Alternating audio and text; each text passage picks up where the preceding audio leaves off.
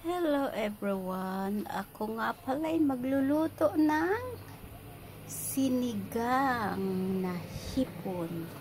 Ako ay nag-prepare ng radish, string beans, radish is labanos, sitaw, okra, at may natira akong talong, isasali ko na. Sili, kamatis, sibuyas, at aking pang-asim. Ang sisigangin ko ay ito, sinigang na hipon, at sila'y nakahilira na kanina pa naghahantay. Yun, at ako'y nagpapakulo na ng tubig. Ilalagay ko, pag kumulo na, lalagay ko na yung sibuyas, kamatis, at luya. Lalagyan ko pala ng luya. Ito, nakapagpakulo na ko ng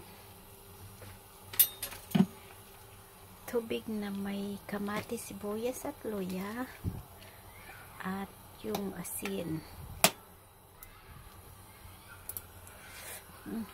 Ngayon, ilalagay ko na yung aking radish. Unahin ko yung mga gulay. Kasi yung hipon, pag nilagay mo, pag pumula, 2 minutes, luto na yun.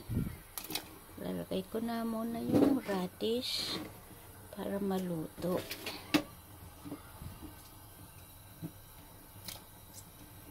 Yan. Isang radish yan, ang dami. Ang lalaki kasi ng radish dito. Kasi pag Chinese New Year, ginagawa nilang radish cake.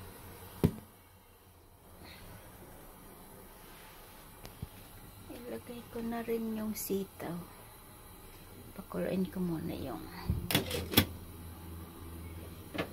sunod ko yung sitaw, sunod yung okra, tapos yung talong, asim. Ang last is yung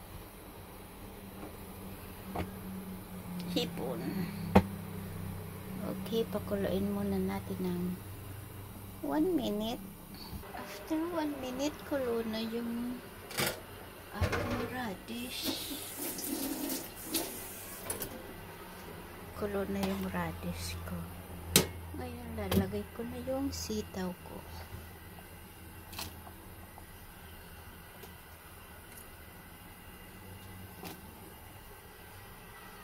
Pakukuluin ko rin ng another 1 minute. Pag kumulo na yan, sasabay ko na yung talong at okra. 1 minute again. Waiting for 1 minute. 1 minute boiled.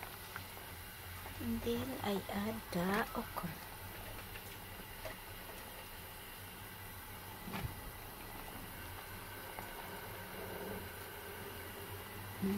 Puno na yung kaldero ko.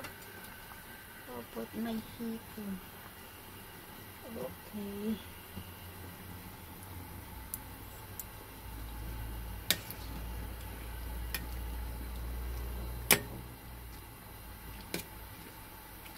Kulo rin for 1 minute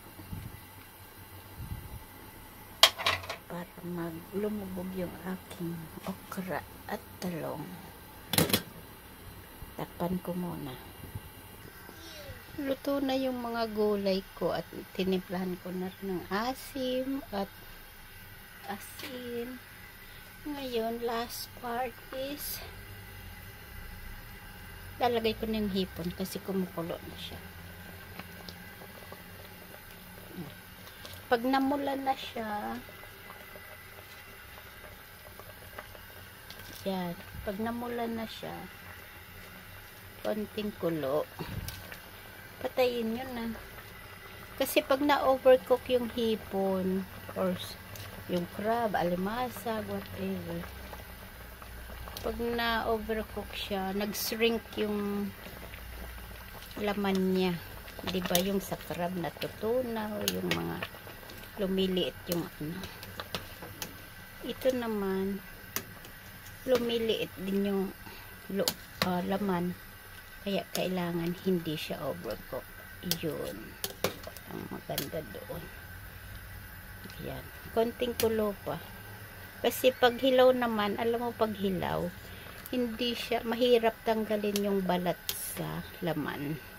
Pero pag sakto lang, pag tinanggal yung balat, pag binalatan nyo yung hipon, mabilis lang. Okay, almost done. Pula na. At maluluto naman siya pag pinatay ko na yung apoy kasi kumukulo yung sabaw niya. Maluluto siya doon pag tinakpan mo siya kasi kulob siya habang lumalamig yung init niya.